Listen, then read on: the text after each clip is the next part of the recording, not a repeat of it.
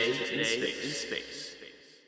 One of the big things about shuttle that really just kind of blew me away was the beginning process when they were really conceptualizing the shuttle, and we ended the Apollo program, and we wanted to reach further. We wanted to do something we'd never done before. We kind of aimed for Mars, but that really didn't. People didn't want to go to Mars. It just wasn't there. We'd already done the moon. The moon was boring at that point to the public, I guess.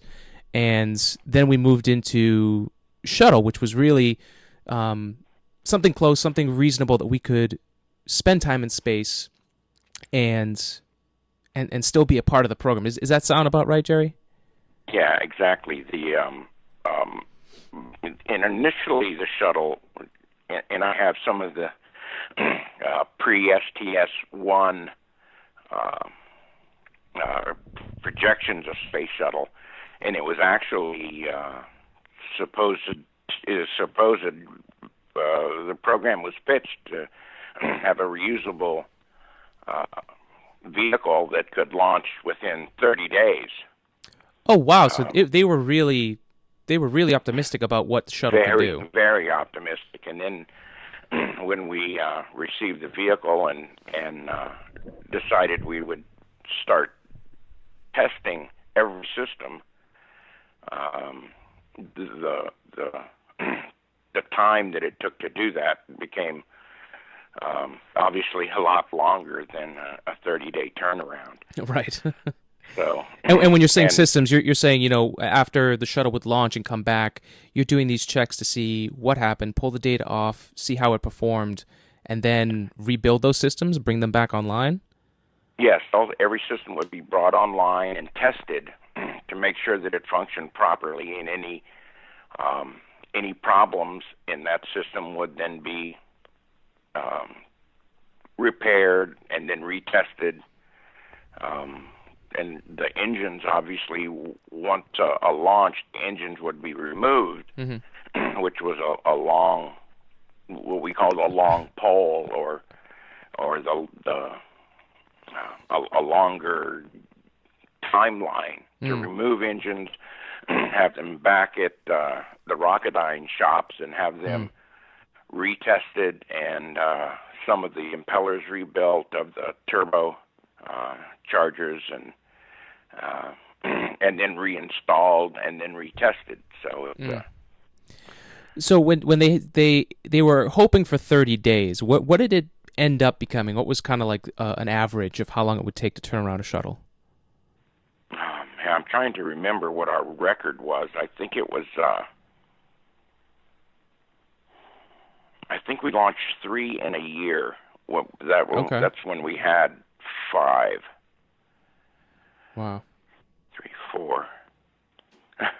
It was a long time ago. My memory isn't as sharp as it used to be, but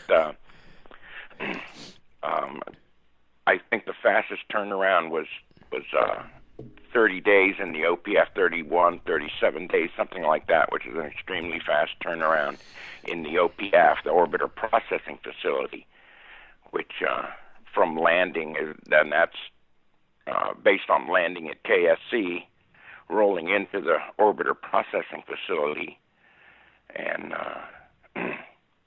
being successful in testing, and then and at that point it would go to the VAB for I think the record was just under 2 weeks, and then at the pad, which is about a 30-day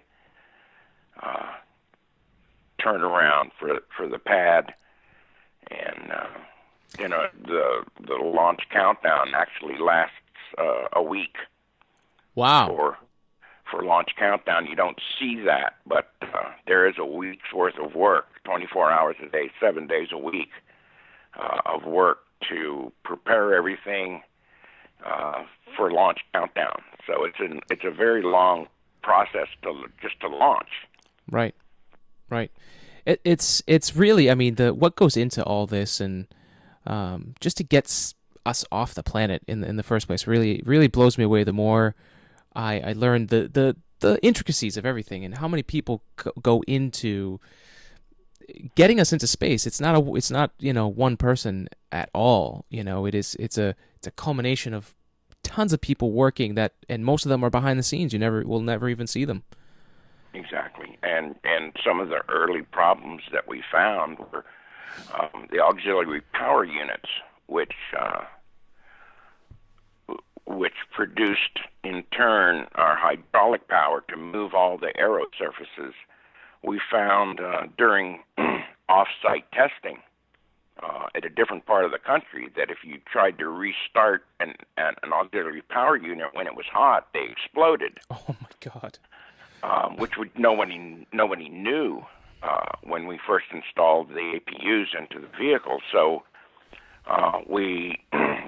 and one of my first tasks was working a water spray modification to the APUs so that we could cool them down to a temperature that they could safely restart. Oh, and that okay. was an enormous modification. And then the tile. Once all the tile was installed, we started doing pull tests to ensure that they would adhere for the to the vehicle.